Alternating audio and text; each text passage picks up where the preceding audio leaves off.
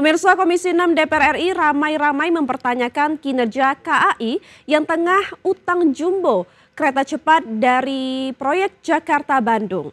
DPR khawatir beban utang proyek kereta cepat tersebut akan membebani keuangan dan menjadi bom waktu bagi PT KAI. Dalam rapat kerja dengan PT Kereta Api Indonesia, sejumlah anggota Komisi 6 DPR RI ramai-ramai mempertanyakan kinerja KAI di tengah utang jumbo proyek kereta cepat Jakarta-Bandung. Ketua Komisi 6 DPR RI, Anggia R. Marini, meminta jajaran manajemen KAI dapat mengungkapkan secara detail terkait langkah restrukturisasi utang kereta cepat Jakarta-Bandung. Menurut Anggia, kinerja KAI yang seharusnya memiliki performa yang tinggi dapat terseret oleh belenggu utang. Kereta api sebenarnya, KAI sebenarnya tinggi nih, bisa laba, tetapi kan karena punya wush ini kan jadi akhirnya defisit gitu. Anggota Komisi 6 Darmadi Zudianto menyebut, dalam 2 tahun terakhir KAI menanggung beban keuangan berat akibat kepemilikan saham mayoritas pada PT Pilar Sinergi BUMN Indonesia, konsorsium pemegang 60% saham KCIC. Darmadi memproyeksi pada 2026 utang KAI berpotensi menembus 6 triliun rupiah jika tak segera ditangani.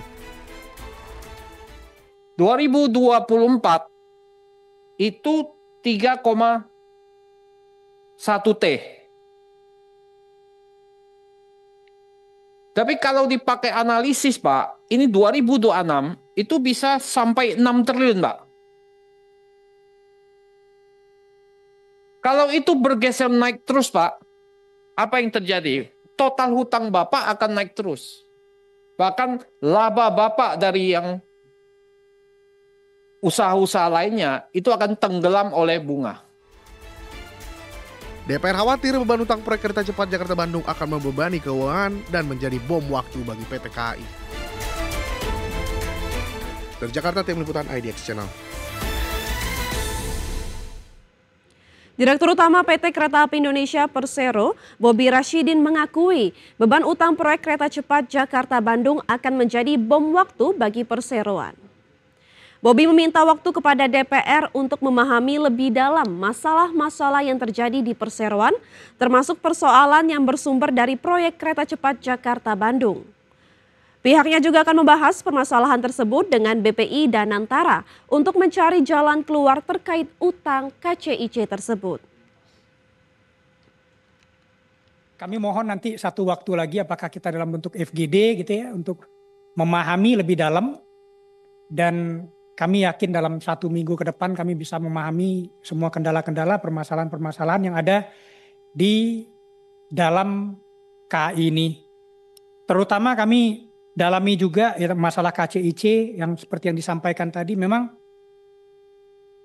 ini bom waktu jadi kami akan koordinasi dengan Danantara untuk Proyek pembangunan kereta cepat Jakarta-Bandung terus menuai polemik karena dianggap membebani keuangan perusahaan BUMN yang tergabung di proyek tersebut. PT Pilar Sinergi BUMN Indonesia sebagai entitas asosiasi KAI mencatatkan kerugian sebesar 4,195 triliun rupiah sepanjang 2024. Kerugian pun masih berlanjut di tahun 2025. Proyek pembangunan kereta cepat Jakarta-Bandung terus menuai polemik. Pasalnya mega proyek yang dibangun era pemerintah Joko Widodo ini dianggap membebani keuangan perusahaan BUMN yang tergabung di proyek tersebut hingga menanggung kerugian triliunan rupiah.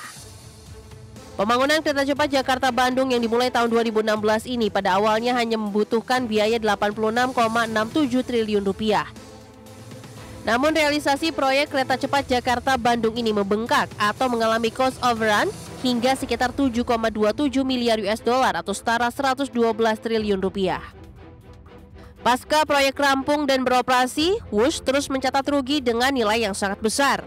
4 BUMN Indonesia yang tergabung dalam konsorsium PT Kereta Cepat Indonesia China harus ikut menanggung beban utang dan bunga tinggi kepada pihak China.